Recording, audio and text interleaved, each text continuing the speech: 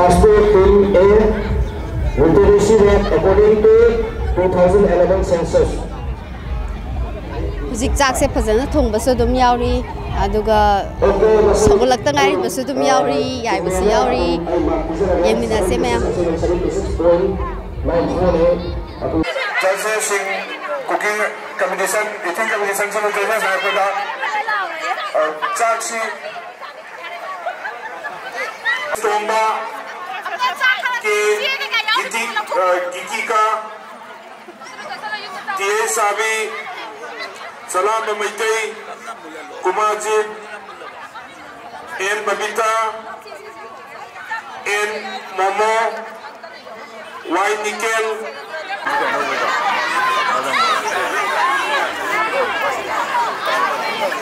Hujik tawzakiba jak thumi competition aduda first takraba mioi ani adu akhoi wahang ba hong khatang chathajage mayam meeting tamnase ado ahamada ni nigi mingam ta habiu ai zibolata laremong bi zibolata S amubi chana samumbi ado nini se hujik jak thumi competition tawgi do kamai tawbi ge thina noi ga je saite oi amna ai sa dore mane khandana ado jak haidi yumda sabaduga sida sabasiga mahausi kamai tawgi mahausi sidi thina haure kai gino da nang na masara pani na ya alu do yum da din bajana maku ko sai da maku ga khok ngam dare thom do ga ki nam sa salle ba kai gino da competition ni na ba tau de da dini hoi se de mamang sahi ga hujik ki tawri basiga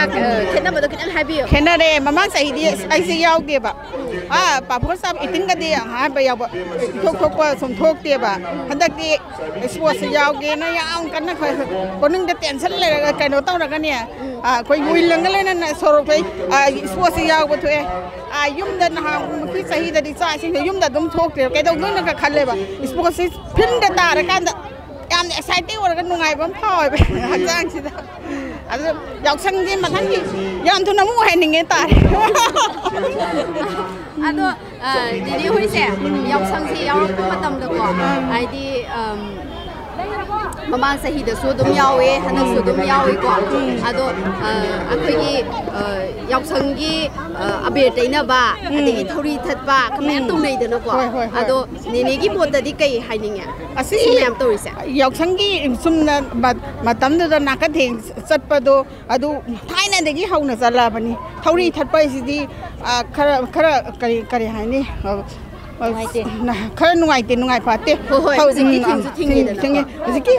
hujiki sana hujiki kan society se da sorok daga thatlaga lesabi singena thalise koi tawhaning de pam de ba kaino de jing matam phatra ba irang kallaba matam si da gotona kaya thoi natra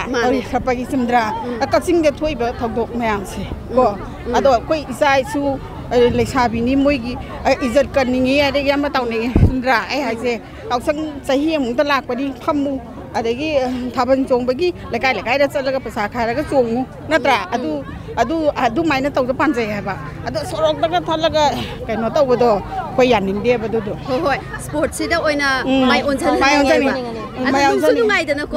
sports da tawga mayam ho tawdana haiba ba natra mayam pullaga lekai gi maulai sabi mayam pullaga lekai gi angang mayam se pullaga sports thokoi si sak thonga chari sin san nupi na sak thonga chari sin ado ni ne yaw sang sports ki prize kya lo wi ra ki hosi ko bi da prize sina ha ba ne na lo kai gi no da kai no koi ahal lam lai bani na sai sing lo sala magar ko da yaw bu ingang gam ja de ba aduna ngasi di yaw ra ge na thoi se thoi ni sai sing thong ni yum chang thong bi dai ne hai na yaw sang ni chan jang gre hayeng ta ngai re ado ni hoi su ne hayeng khata ngai ba sida mana mayam lo wi ro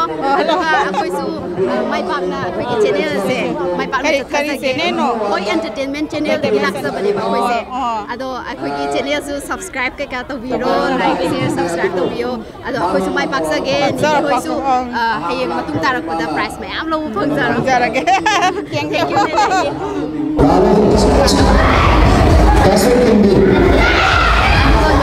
sigi sinamu YBO thanga pagi YBO club ki quiz competition ne si kanana haidi karam mong da kamai satha ge ha do ma punam tangi minasi Yes, the bonus point by the one handler is from the pipe to the pipe is on the road. Also, okay, long Logina, Fashion Logina, Pangisi, Team A, 5 marks, Team B, 5 marks, Team C, Team D. Hozik tau jaga do sina multiple choice ne mayam kamai tau gi So Manipur. Nang thanga di rum phumasi ara ai option hai ka ni option ko A da Sanalaga Manipur, B da Pari Imam Sahu Pangalwa, C da Manipur. Mana?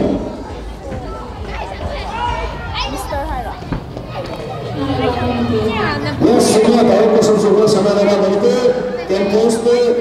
Team F.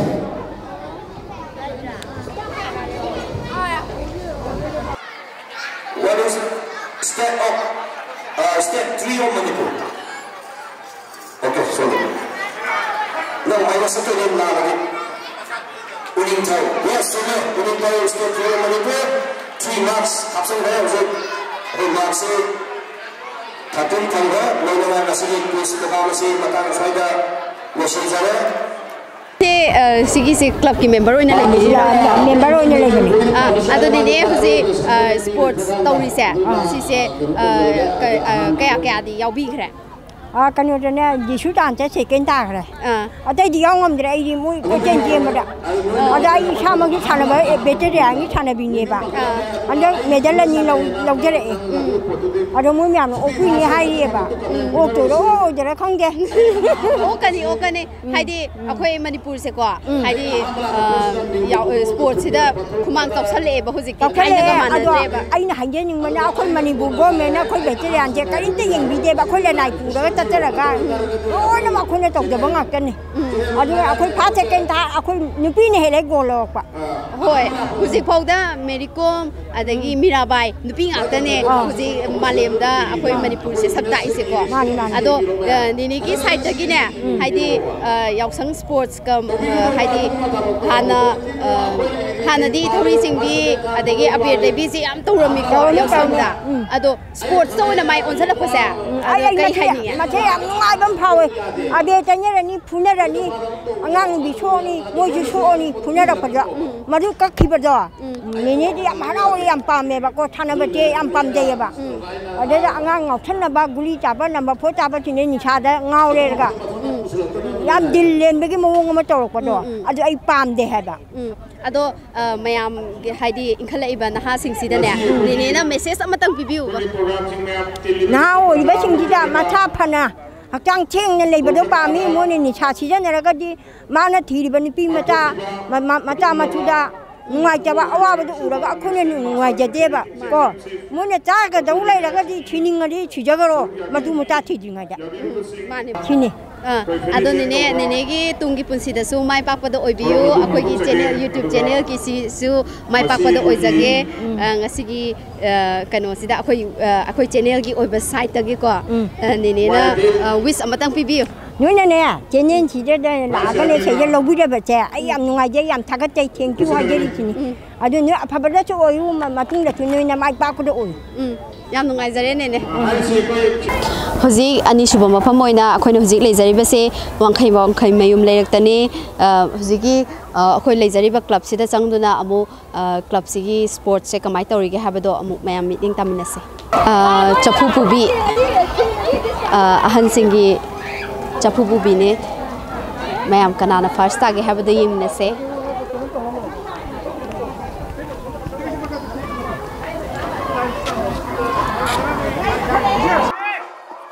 matanda ahan na taong benina marata coaching change gana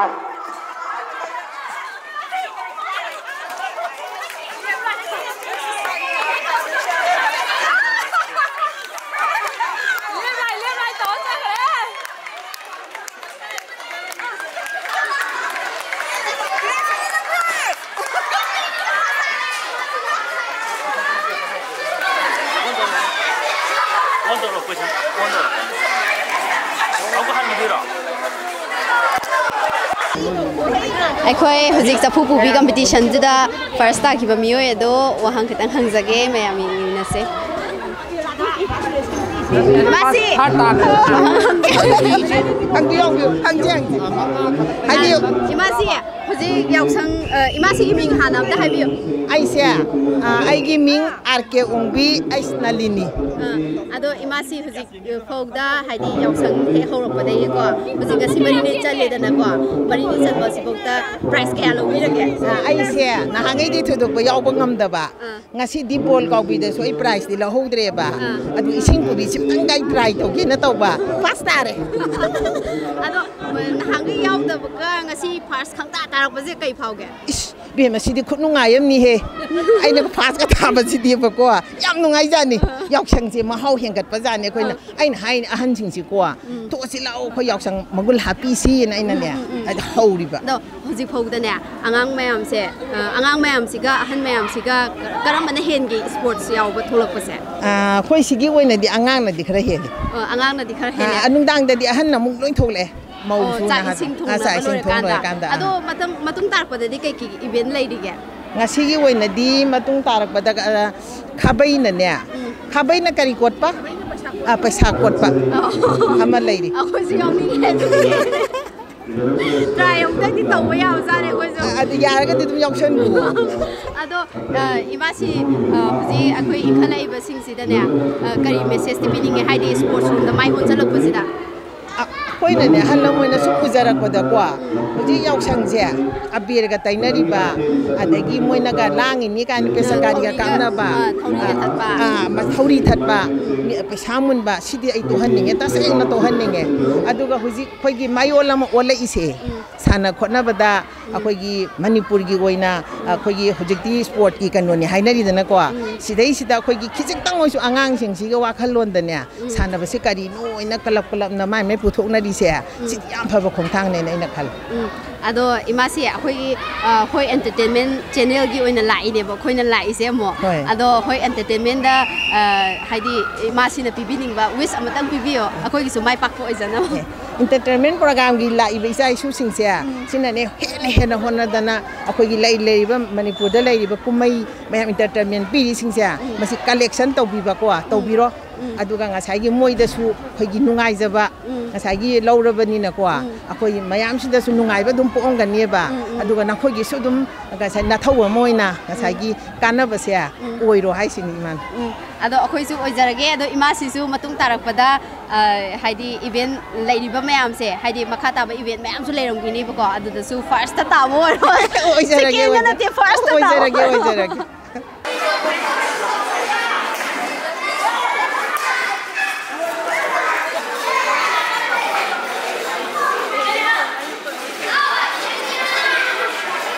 หุ่นจีคุยจะพูดบีคอมเพติชันนั่นดูด้า second ตาคิดว่านี่เนี่ยดู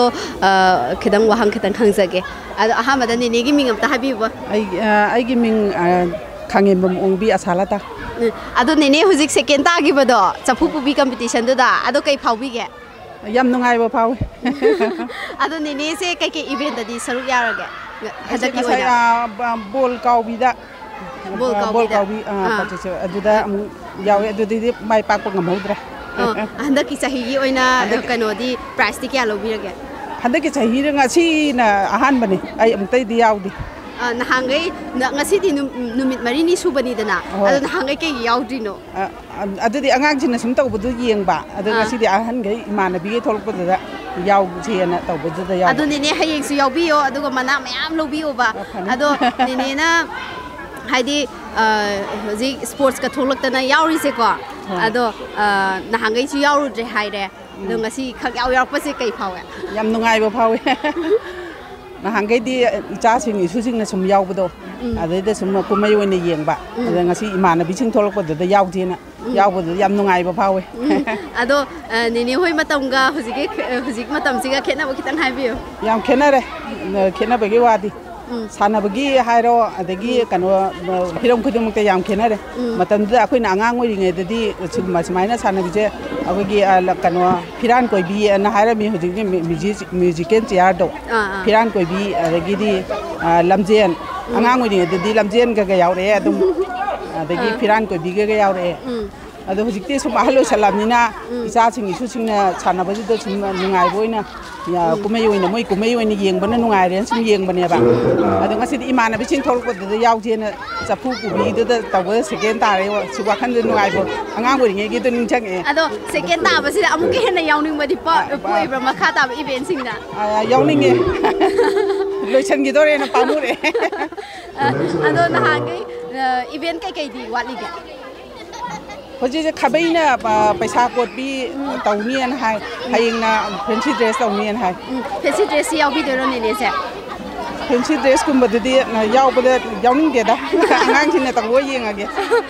haidi ahan sing na tawba su ne yam nungai bane ba fancy dress se angang sing na tawbo budi ahan sing na taw thorok do ahan sing na ga angang ga sara thorok do adu ne he nungai se ba adu ne ne su saru adum ya biyo adu akhoi ki side tagi ko haidi makha tara ko event sin go adu da su mai pak na first second da dum taraga dum lakbiyo ba ado akhoi da su ne na wis amatang bibiyo haidi thongja hen hen mai pak ba degi non kan chalu khudi mu da mai pak ba phabo ma ko loi ro adi akhoi su ana ye yaw dana mathang gi sahi da su isa sing su sing adi akhoi su yaw ba ngambo oige si har thank you akhoi huji yausang ga mari leina na interaction program khara chachabane yausang sports mafam khara da ado ai kaino mas ai gi cousin brother amasu thegnare nagi mingam ta haro W athowa class kya kari kita 5 ado nang hadaki mana kya loroge ha price kya loroge ba taruk lore kai da lorino drawing competition da spelling competition da aduga amana mathematics da udah amana ball thombi da audagi amana kero ball kauraga goal chanbi da ado kai tari no first tari ro second tari ro third tari ro third ani aduga third ani aduga second amaga first ka aduga ama second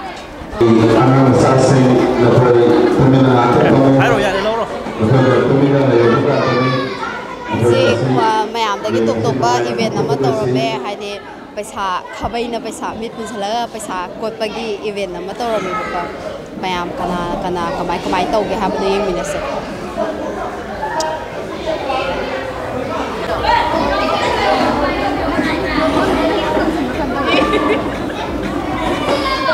Pange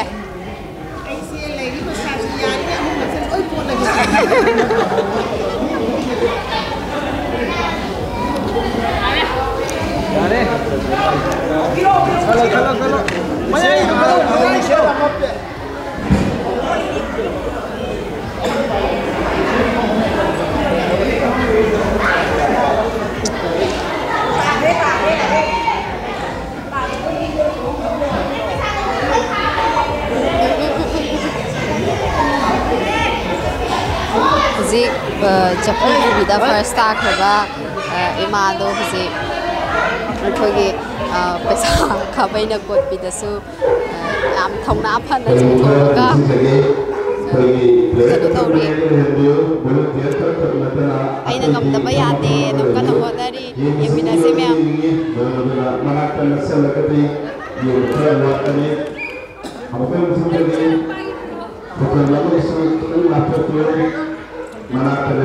mana begini udah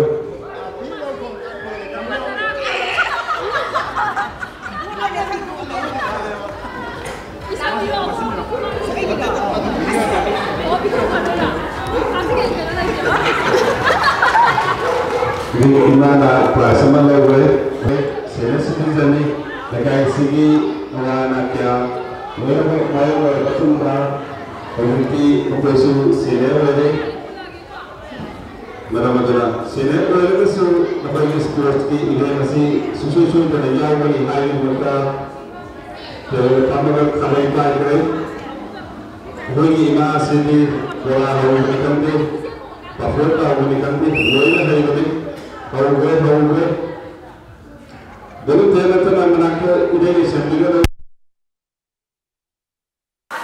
Mayang से पैसा को का हौली मतलब से martial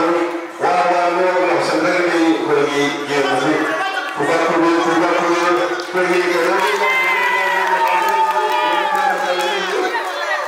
कोई नरेंद्र सिंह से बताया नहीं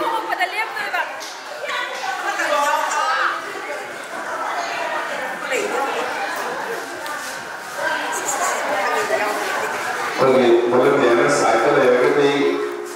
नहीं सिंचु ये वाला मन संभव है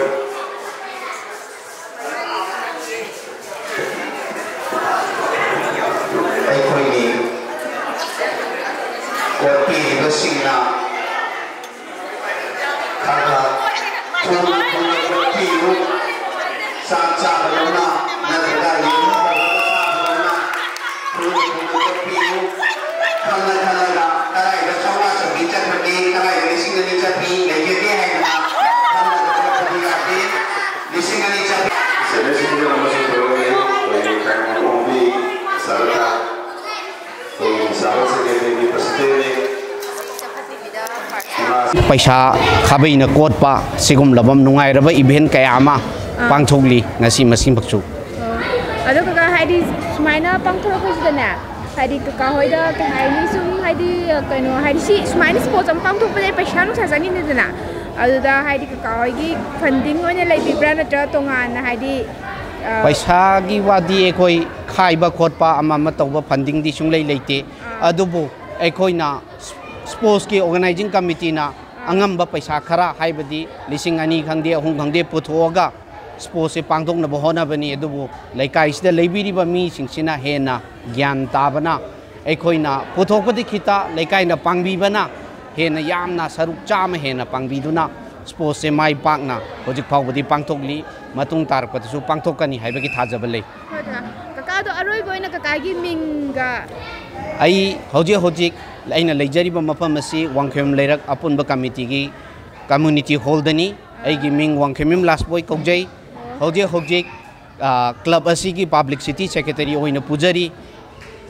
haijabatare adoka akoi se ho entertainment program de lakcha bane bako adoka kana akoi ho entertainment program da wisdom ta bibroni yausang ji ga mari leina yausang ga mari leina na ngasi gi sigum laba video coverage lobiriba entertainment program asibu matung tarakpada chaukhatpa hena chaukhatpa adagi manipur pumba chinthungna chatuna sigum laba live coverage se lobang ngamba oibiu ekoi gi site ki so angam mating pangjage haijan thamjage oisage kaka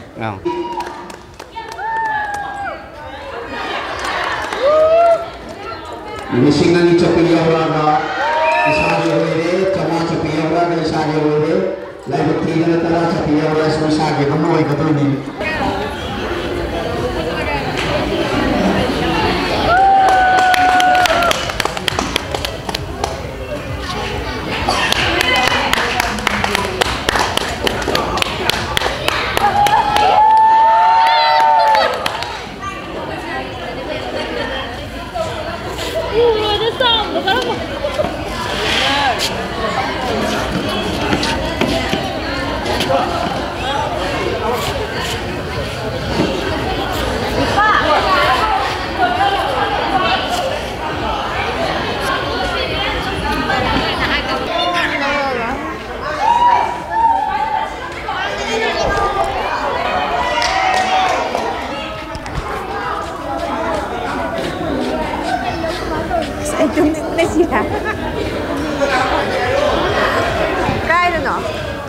Mun area ka mana pazara ta khalo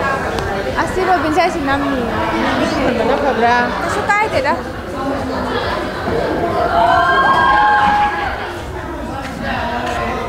ala je dikhawo ko ta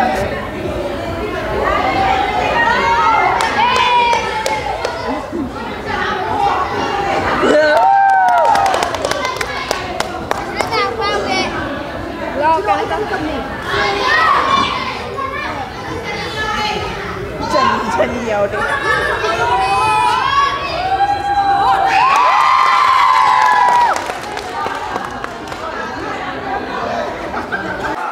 masih isi orang yang bertanya